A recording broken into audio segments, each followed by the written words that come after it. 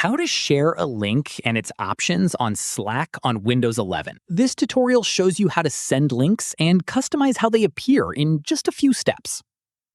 First, open the Slack app on your Windows 11 PC. After that, click on the channel or direct message where you want to share a link. Let me show you. From there, click on the message box at the bottom of the screen. At this point, paste or type the link directly into the text field. In the next step, press Enter to send the message.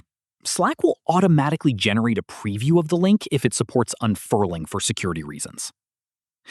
From there, the preview usually shows the title, description, and an image from the linked page. Here's an important note. Link previews are controlled at the workspace level too. If previews aren't generating for certain links, your workspace admin may have disabled unfurling for security reasons.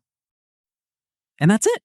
If this guide helped you share links and explore their options on Slack, give it a like, subscribe for more Windows tutorials, and tap the bell icon for updates.